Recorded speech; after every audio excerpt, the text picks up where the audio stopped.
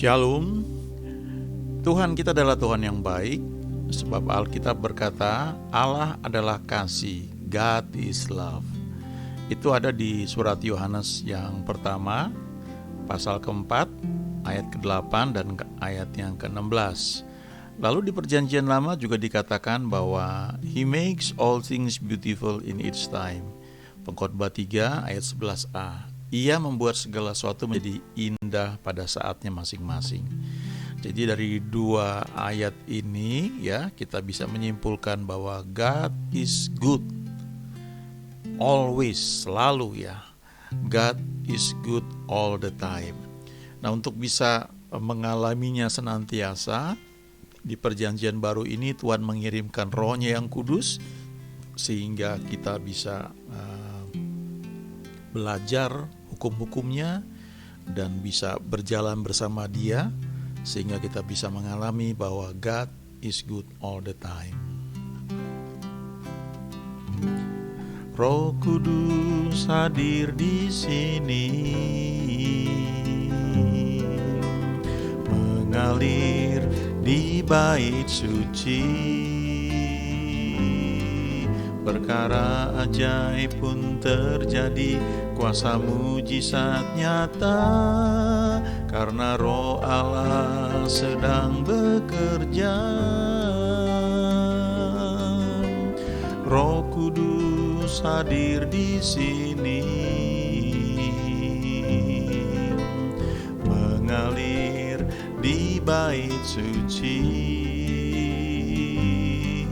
Perkara ajaib pun terjadi, kuasa mujizat nyata, karena Roh Allah sedang bekerja. Tiada yang mustahil dan tiada yang sukar bila Roh Allah turut bekerja. Tiada yang mustahil bagi orang percaya, karena Roh Allah turut bekerja di antara kita.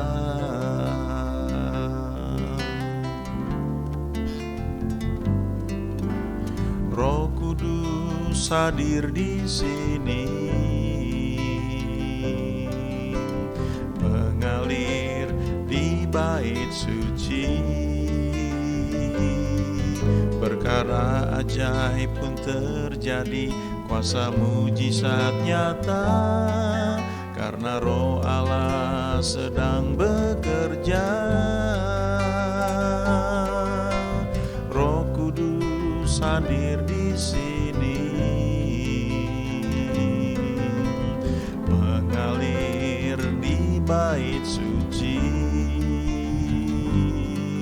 Perkara ajaib pun terjadi, kuasa mujizat nyata, karena Roh Allah sedang bekerja. Tiada yang mustahil dan tiada yang sukar bila Roh Allah turut bekerja. Tiada yang mustahil bagi orang percaya, karena Roh Allah turut bekerja di antara kita. Tiada yang mustahil dan tiada yang sukar bila Roh Allah turut bekerja. Tiada yang mustahil bagi orang percaya, karena Roh Allah turut bekerja di antara kita.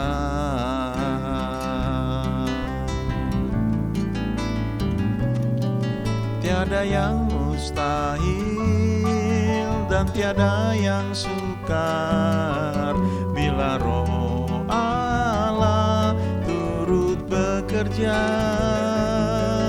Tiada yang mustahil bagi orang percaya, karena Roh Allah turut bekerja di antara kita. Karena Roh Allah turut bekerja, karena Roh Allah turut bekerja, karena Roh Allah turut bekerja di antara kita.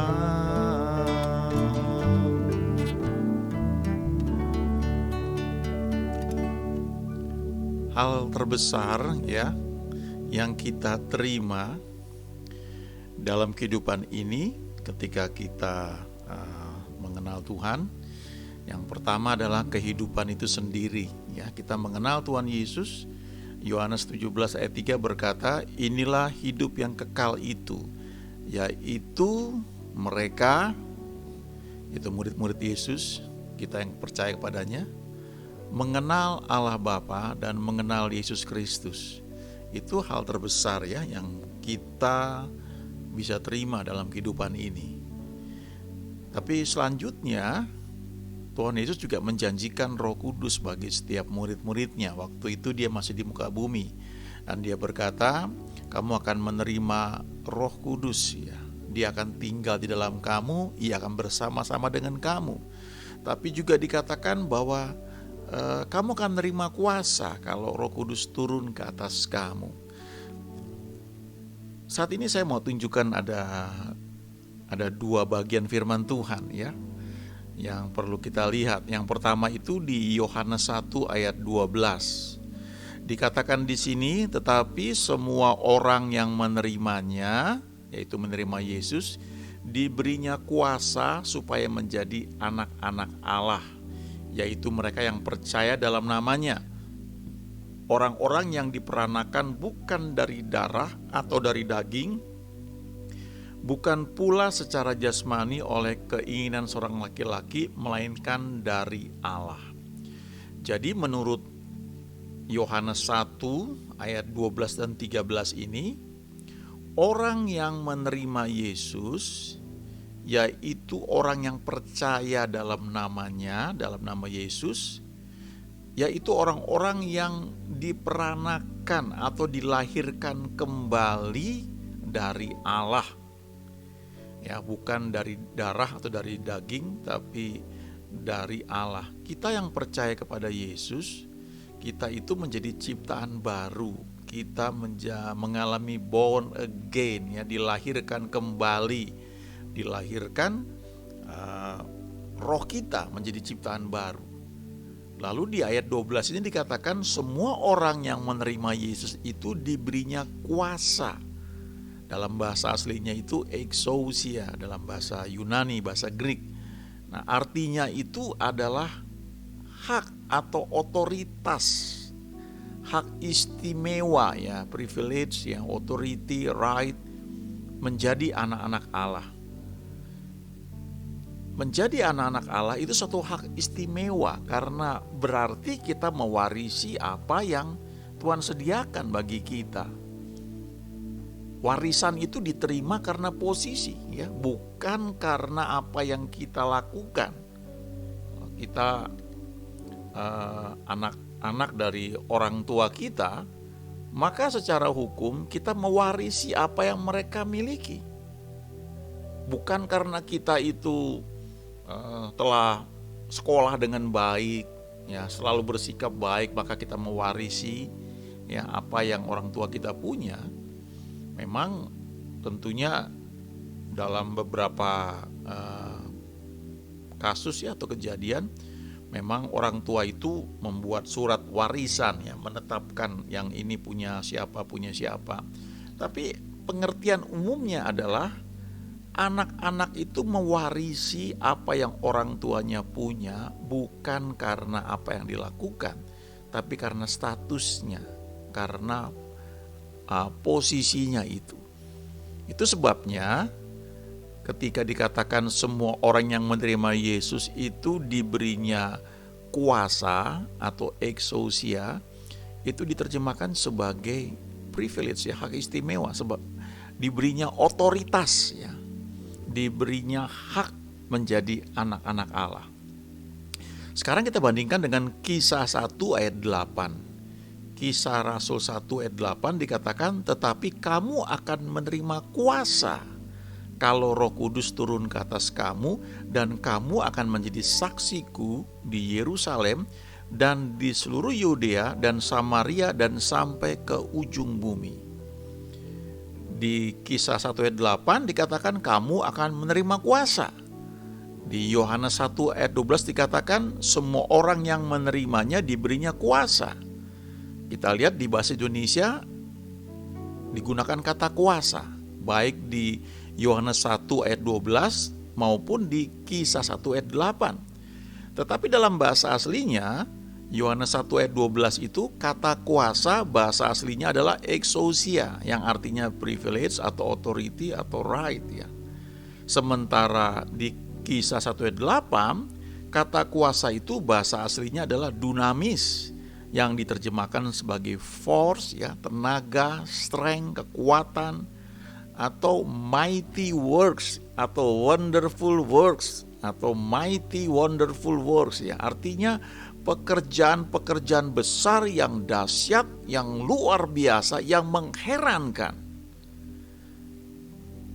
Dan itu terjadi saat Roh Kudus turun ke atas kamu ya, dikatakan begitu oleh Tuhan Yesus sebelum dia naik ke surga, dan dibilang kamu akan menjadi saksiku ya, bukan dikatakan kamu akan bersaksi, tapi kamu akan menjadi saksiku di Yerusalem dan di seluruh Yudea dan Samaria dan sampai ke ujung bumi. Jadi menjadi saksi Tuhan itu karena Roh Kudus itu turun ke atas kita dan membuat kita itu, kalau kita baca di Kisah Rasul ya selanjutnya, Petrus dan rasul-rasul lainnya itu mengatakan tidak mungkin bagi kami untuk tidak berkata-kata tentang apa yang kami alami ya. Mereka menjadi saksi. Mereka bukannya bersaksi, tapi mereka menjadi saksi ya. Itu satu hal yang beda ya. Kalau misalnya saya pernah bagikan ada 5 jawatan ya, ada 5 panggilan di dalam pelayanan itu. Ada yang jadi gembala ya, ada yang menjadi guru, menjadi penginjil, kemudian ada yang menjadi rasul ya. Dan satu lagi ada 5 ya. Yang pertama itu penginjil ya. Satu lagi nabi ya. Jadi ada jadi nabi, penginjil, menjadi guru, menjadi gembala, dan menjadi rasul. Kalau yang paling jelas adalah menjadi gembala ya. Kalau orang punya panggilan gembala ya, itu memang beda. Orang ini biasanya ingat ya jemaatnya, nama-namanya. Orang ini care, orang ini punya compassion yang kuat dibanding yang lain. Tapi siapapun ya, dalam tanda kutip, bisa melakukan pekerjaan penggembalaan. Ya, jadi seorang guru misalnya yang panggilannya guru, dia bisa menggembalakan. Nah, biasanya cirinya dia banyak ngajar aja.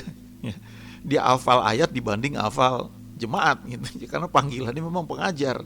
Nah, kalau penginjil biasanya kalau dia khotbah ujung-ujungnya cuma satu ya. Seringkali dimanapun dia akan fokusnya kepada Yesus, jalan keselamatan. Salah satu yang terkenal itu ya Billy Graham, itu jelas penginjil ya.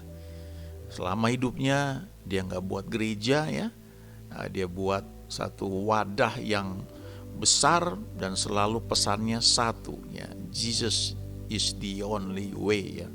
Yesus satu-satunya jalan, kebenaran, dan hidup. Beberapa penginjil yang Tuhan pakai luar biasa itu ketika dia khotbah itu sign and wonders ya, tanda-tanda ajaib menyertai. Itu penginjil. Nah, kalau guru ya panggilannya pengajar, dia hafal ayat, dia nyampaikan sampai detail-detail dia bisa gitu. Lalu gembala dia jemaat itu rasanya nyaman ya, selalu cari gembalanya. Tentu ada orang-orang yang menggembalakan yang jabatannya bukan di situ ya.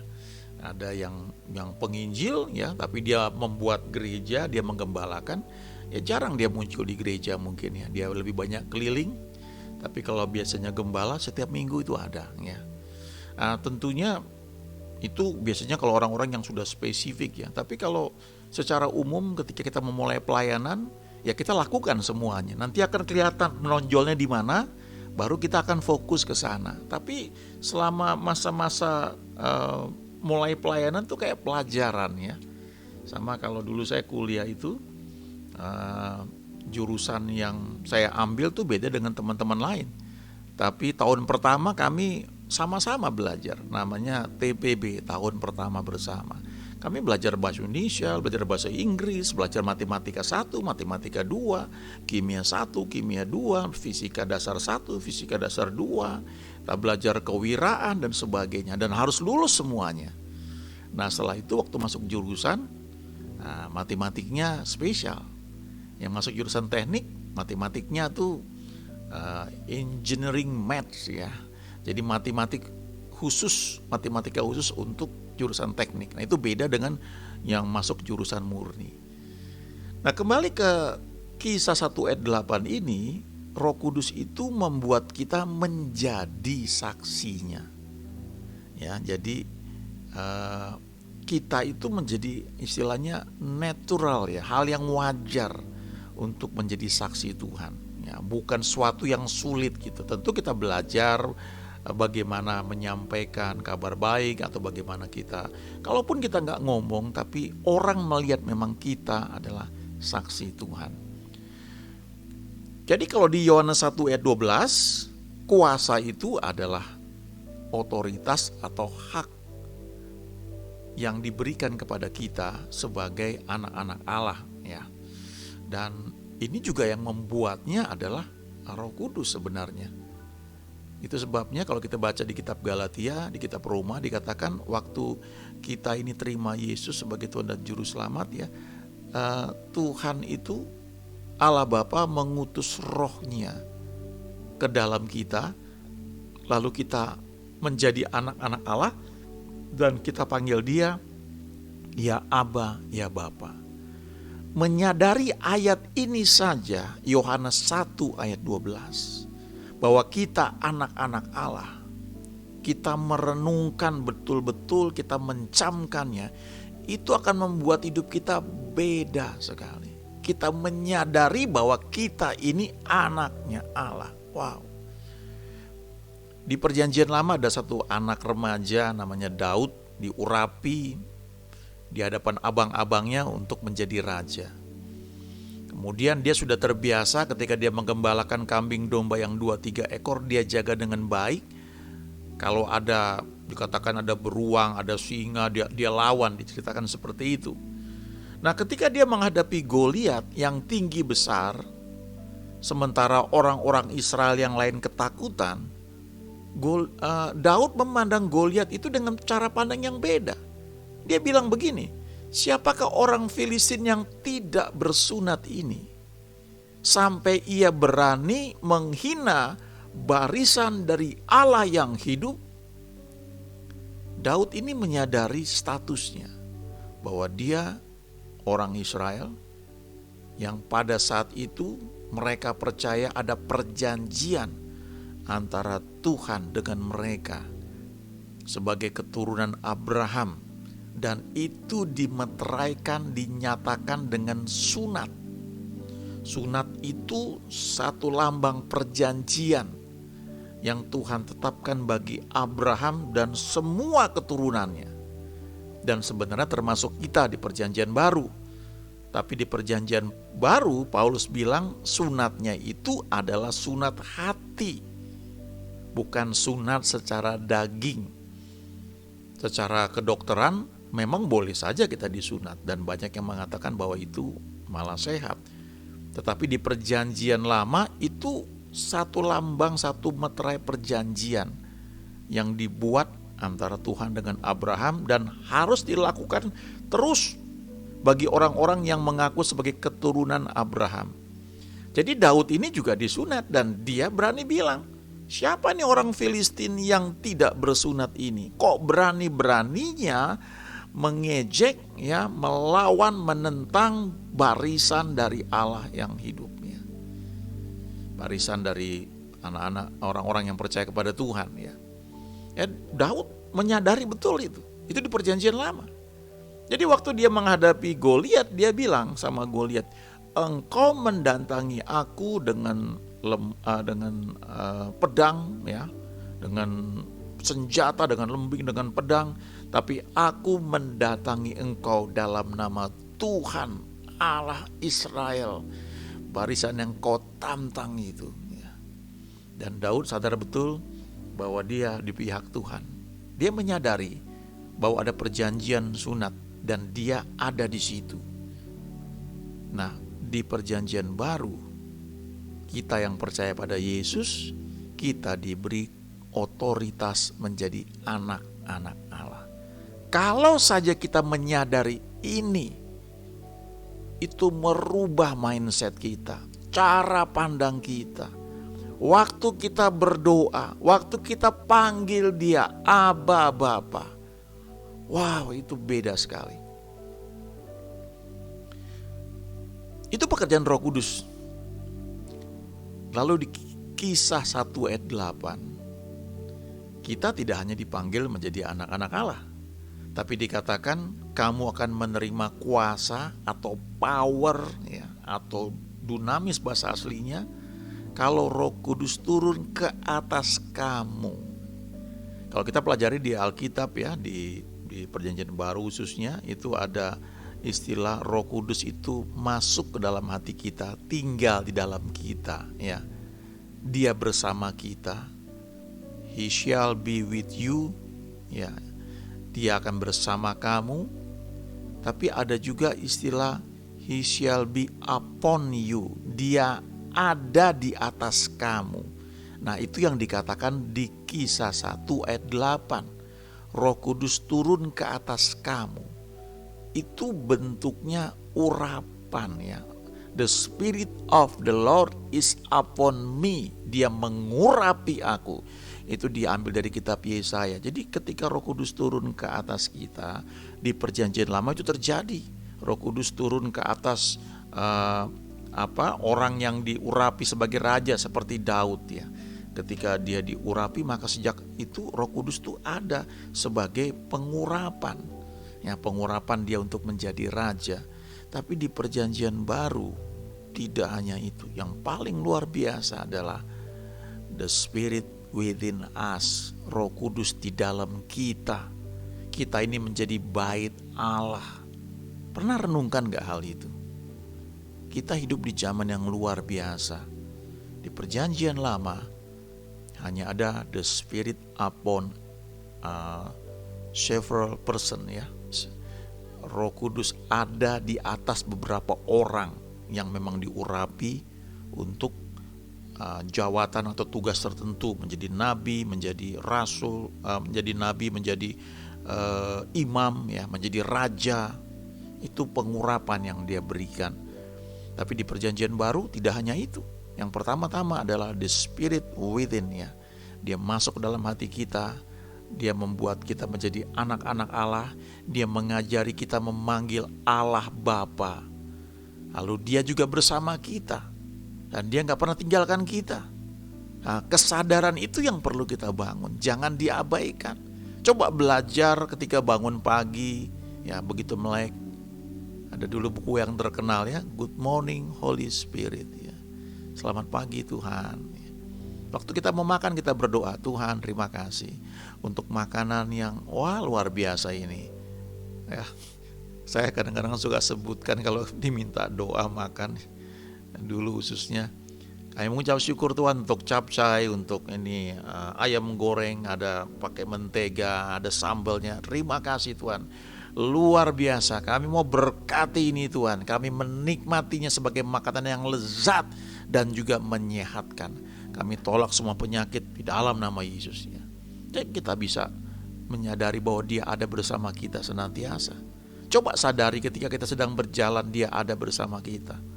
Ya, libatkan Dia. Memang Dia ada bersama kita, jangan diabaikan itu. Lalu ketika kita melayani, dan memang ini untuk melayani, Kisah 1 ayat 8, kamu akan menerima dunamis, force, strength, mighty wonderful works ya. Kalau Roh Kudus turun ke atas kamu, Holy Spirit is upon you ya. Dan kita bisa pelajari di 1 Korintus pasal 12, 14 tentang karunia Roh Kudus. Kalau kita doakan orang, kita mengizinkan Dia memimpin kita, nanti bisa spesifik. Ketika kita bertumbuh, nanti ada karunia-karunia yang memang bekerja dalam kehidupan kita. Dan kita gak perlu bandingkan dengan orang lain, karena masing-masing punya panggilan yang berbeda. Tapi yang pasti, yang sama semuanya adalah kita anak-anak Allah, karena kita menerima Yesus sebagai Tuhan dan Juru Selamat. Di Kisah 1 ayat 8 ya, kalau dalam bahasa Indonesia kan dikatakan kitab ini kisah rasul-rasul. Kalau kita baca kitab Injil, yang disebut kitab Injil itu 4 ya, Matius, Markus, Lukas, Yohanes. Itu cerita mengenai Yesus, firman yang menjadi manusia. Kita baca 4 kitab Injil itu, kita melihat bagaimana kehendak Tuhan dinyatakan dalam tindakan ketika firman menjadi manusia. Kita percaya di situ bahwa Dia selalu menyembuhkan orang sakit. Walaupun mungkin saat-saat sekarang kita melihat gak semua sembuh, tapi tidak merubah firman Tuhan yang mengatakan bahwa Dia adalah Tuhan yang menyembuhkan, bahwa ketika Dia ada di muka bumi ini, Dia selalu menyembuhkan orang sakit, Dia membuat segala itu menjadi baik. Itu firman, itu yang kita lihat. Tapi kisah Rasul adalah kisah pekerjaan Roh Kudus dalam murid-murid Yesus. Disebut dalam bahasa Inggrisnya itu action, the action of the Holy Spirit ya. Pekerjaan Roh Kudus dalam kehidupan murid-murid, dan isinya memang menyampaikan kabar baik dan mujizat-mujizat terjadi. Lalu setelah itu kita baca kitab Roma, 1 Korintus, surat-surat penggembalaan. Kadang-kadang kita begitu fokus dalam surat-surat yang disampaikan, dan itu betul ya. Kita hidup di perjanjian baru, kita perlu baca, renungkan kitab Roma, itu betul-betul mengajar bagaimana orang benar dan bagaimana penebusan yang Tuhan berikan. Kita baca 1 surat Korintus, 2 Korintus, itu perlu luar biasa. Tapi kita terinspirasi tentang kuasa Tuhan yang Dia kerjakan, yang Dia sediakan bagi kita yang percaya itu lewat kitab Injil yang kita baca, Matius, Markus, Lukas, Yohanes, lalu kisah Rasul, bagaimana yang Tuhan janjikan kepada murid-muridnya itu dinyatakan di kitab Kisah Rasul. Setelah kitab Rasul, Kisah Rasul itu kalau kita baca, ujungnya itu pelayanan Paulus. Sepertinya happy ending ya. Kita nggak lihat Paulus ditangkap, walaupun menurut catatan sejarah di akhirnya memang ditangkap dan mengalami dan memang dia rindu seperti itu ya, menjadi orang yang memang sampai akhir hidupnya memuliakan Tuhan. Tapi kisah Rasul nggak berhenti di situ, itu berlanjut sampai sekarang. Kitalah selanjutnya orang-orang di mana Roh Kudus itu bekerja dalam hidup kita dan kuasanya dinyatakan bagi setiap orang yang percaya. Coba kita renungkan ya dua kata ini, exousia dan dunamis. Exousia itu otoritas yang Tuhan berikan kepada kita sebagai anak-anak Allah. Tapi dunamis itu power, kuasa yang Tuhan berikan buat kita untuk melakukan pekerjaan-pekerjaan besar. Jangan pernah takut sama kuasa gelap, karena Alkitab berkata bahwa semua sudah ditaklukkan di bawah kaki Yesus. Dan Yesus adalah kepala, kita jemaat, bagian dari tubuhnya. Dari artinya semua kuasa ada di bawah kaki jemaat ya, jemaat Tuhan. Dan apa yang Tuhan janjikan bagi orang percaya itu tersedia bagi kita. Itu sebabnya lagu yang kita nyanyikan tadi, tiada yang mustahil bagi orang percaya ya. Kalau roh Allah turut bekerja di antara kita, gak ada yang mustahil. Yang membuat itu bisa kita lakukan adalah karena Roh Kudus ada di dalam kita. Yang pertama karena kita menjadi anak-anak Allah, exousia. Tapi yang kedua juga karena ada dunamis, ada pengurapan Roh Kudus yang membuat segala sesuatu itu bisa terjadi. Gak ada mustahil bagi orang percaya. Dan karena itu kita bisa berkata senantiasa, God is good all the time. God is good always. Kayak mengucap syukur karena firman-Mu berkata, God is love, Allah adalah kasih. Dan firman-Mu juga berkata bahwa Engkau membuat segala sesuatu menjadi indah pada waktunya masing-masing. You make all things beautiful in its time. Terima kasih Tuhan, kami boleh percaya kedua firman ini dan firman-Mu yang lain dalam kitab yang luar biasa yang tersedia buat kami semua, sehingga kami boleh mengalami bahwa God is good all the time. Dalam nama Yesus kami sudah berdoa, amin.